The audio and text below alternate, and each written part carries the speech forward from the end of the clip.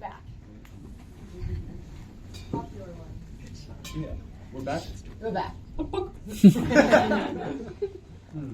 Yeah, I mean, I think, like, to me, one of the biggest challenges of all of this is just that, like, this is a group of, at least according to ZuPoll, 821 people. I have no idea how many of those are double accounts or whatever, but theoretical max 821 people.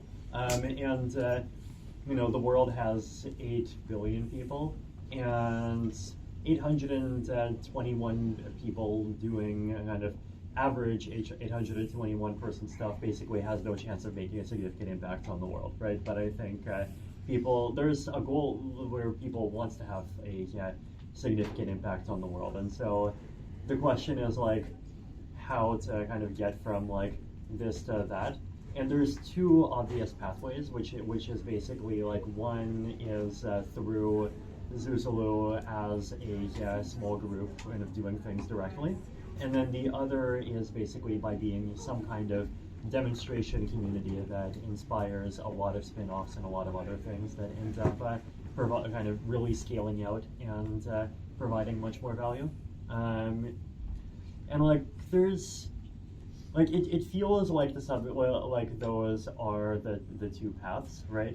And because like for example, Zuzalu itself, like in its current form, like it just obviously cannot scale to 50,000 people, right? Like it's okay, we've got 821, maybe we can go up to like 2,118, but 82,128, like there's just so many people, like we lose the entire aspect of like people knowing each other, being able to have any kind of filtering and all of those things.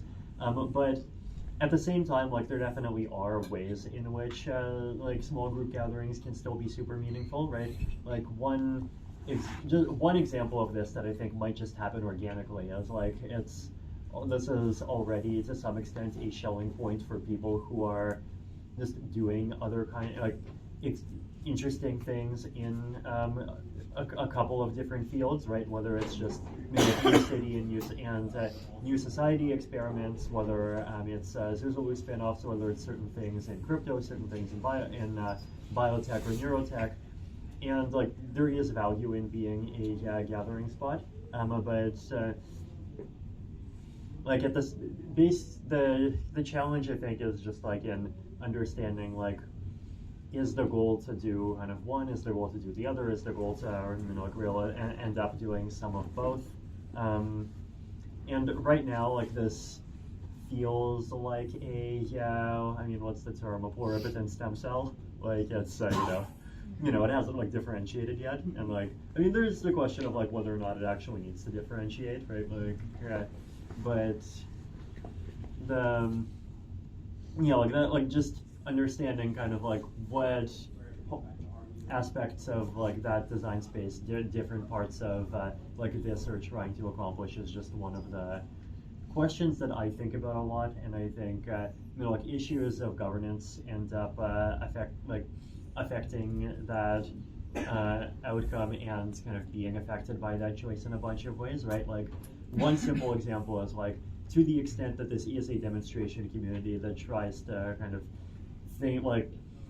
experiment by kind of dogfooding governance as a social technology, like we have to like actually do the experiments and like actually have governance and like do that in a meaningful way and not just a kind of play money sandbox way, right? But then if to the extent that it's a community doing things for its own members' interest, like the people who are in the group need to have a voice that gets reflected in governance. To the extent that there's a goal of doing things for people on the outside, there's always this kind of really weird and probably not answered by anyone in the world so far question of like how do you even make a governance mechanism that targets that, right? This is this reminds me of how like sometimes there's these media scandals of the long-termists are like not a democratic movement, but then you start to realize like, okay, if you have a movement whose explicit goal is improving the lives of people in the year 50,000, like how do you even have a democratic thing that is made up of people in the year 2020 that serves people in the year 50,000? And you realize it's like an unsolved problem, right? So I think sometimes it's good to like acknowledge that there's unsolved problems too. Yeah, I don't know. I mean, I a lot of the time, kind of the only summary of my own thinking on this stuff is like I have a lot of thoughts in a lot of different directions, but I do think that like one of those thoughts is definitely that like we need to start like really moving toward having a clearer picture of like what the governance of this thing is going to look like.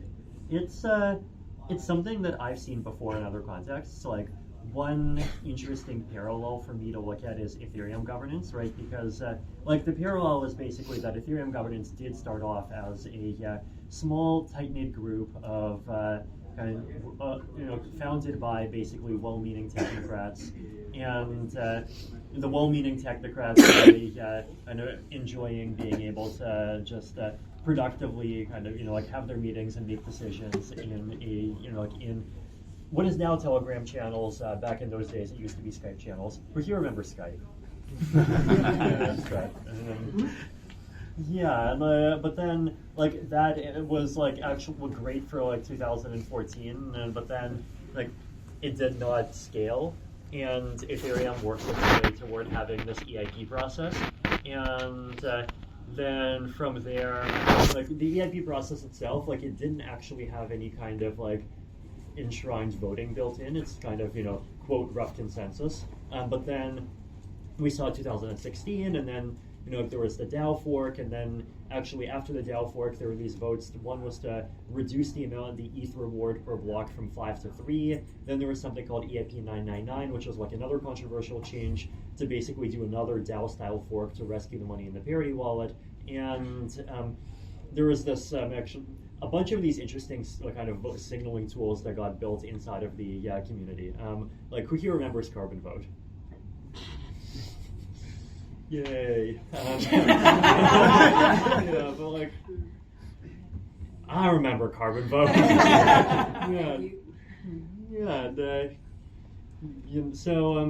But basically just like a simple thing where like anyone who had ETH, because that's the only way we had, like best way we had at the time to kind of measure membership in the Ethereum community, was just to like go and vote on these EIPs, and that are like these very contentious proposals, and like that actually did sort of help the community stay in consensus.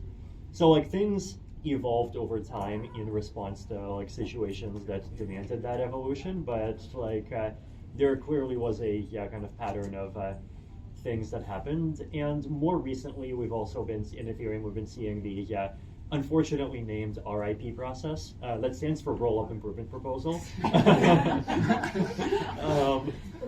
No, don't worry. We're like we also have a currency that's called DAI. And when you die, you meet your baker.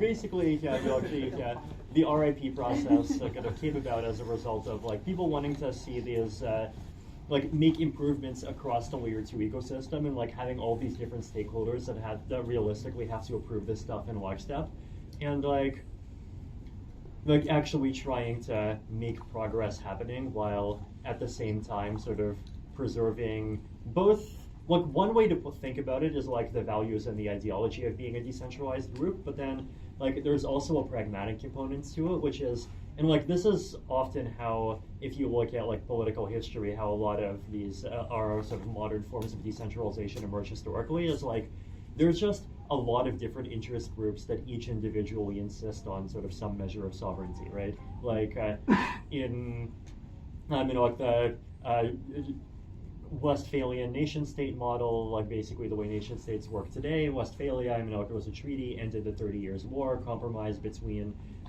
two opposing groups there, and like a lot of like European geopolitical norms came about basically as a result of people trying to learn how to like live better together and have less conflicts and less destructive conflicts in the context of all these religious wars.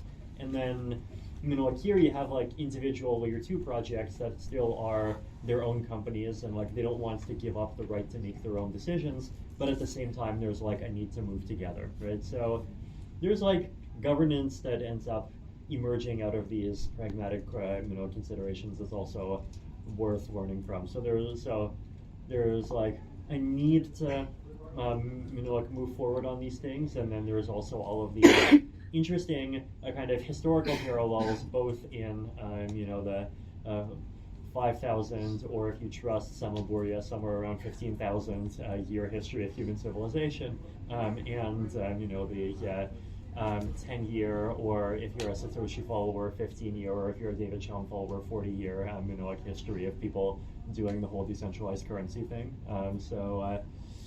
Yeah, I'm excited to think through this. Okay, I feel like I've spoken too long. Never. No follow-up questions. I have a couple follow-up. Being able to articulating what you think is a specific group of people or a specific vision, often that still leaves ambiguity that is unnoticed. So the example to me that comes to mind is Bitcoin, right? Like, there was a very clear white paper, Bitcoin, a peer-to-peer electronic cash system. There was a group of people that I think all had a strong internal consciousness of Bitcoin having clear goals, and a perception that the Bitcoin community is clearly for this, and I'm part of this. But then in 2013 and 2014, we saw the block size war happen, right? And the basic summary there is you had the small blockers who basically all thought that hey, I used my reasoning and logic, and according to my reasoning and logic, obviously Bitcoin cannot work in its current form as a payment system, and therefore the role of a Bitcoin blockchain is to be digital gold, and we should do other things on top of Bitcoin to be payment systems. And so clearly all of the smart people kind of understand this, and this is clearly the direction that Bitcoin is taking.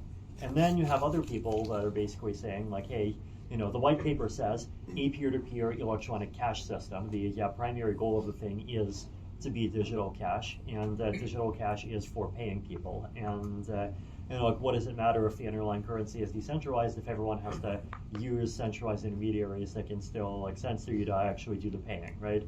And then those two visions were able to kind of coexist without one even realizing that the other existed.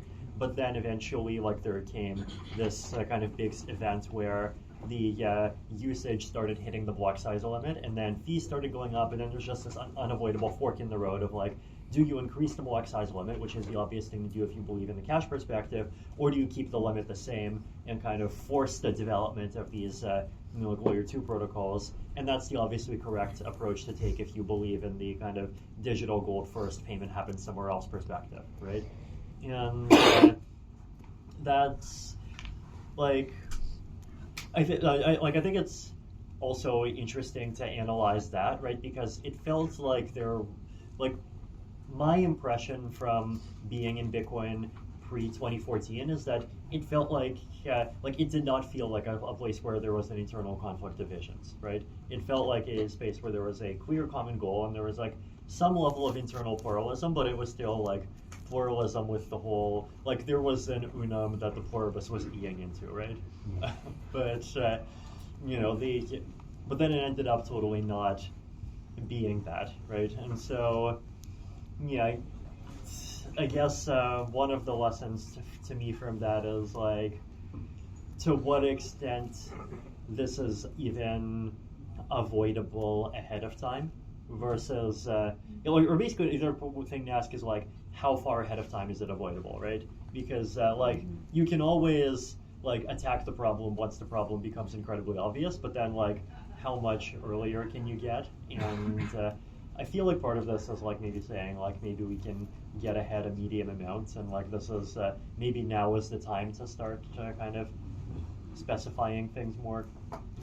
So,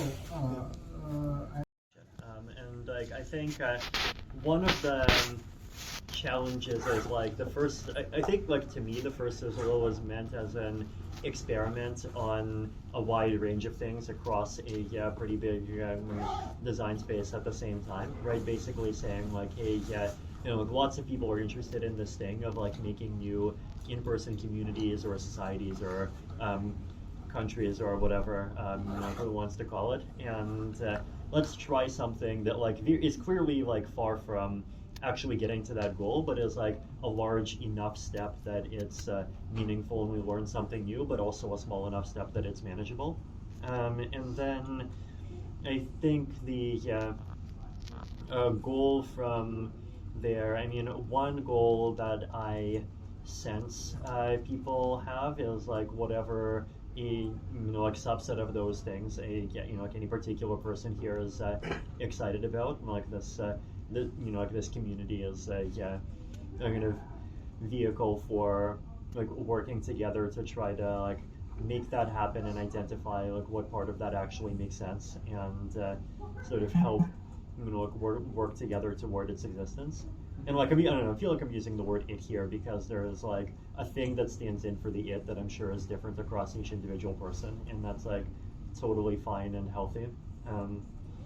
So like there's an interest in like, for example, just like making some kind of like jurisdiction or zone or whatever that's focused around friendly crypto like regulation or friendly bioregulation, or even just like putting the regulation aspect aside, just kind of being a home for people that are interested in doing things in those spaces that come from anywhere worldwide. So there is the goal of like being a like quote decentralized university. And like I think like Moo was like actually like as a spin-off was like trying to I think kind of more explicitly like go further in that direction. There's the idea of like on the bio side, like not just being a house of innovation, but kind of actually like dog fooding a lot of different ideas, and on the crypto side too, like actually using Zoop as actually trying the whole like let's collectively arrange actually healthy food and make exercise really easy for everyone. Potentially expand that out to other things as well. And I feel like all of those things have, I think, a lot of common themes, but there are also a lot of different ideas that are like hard to summarize in one sentence.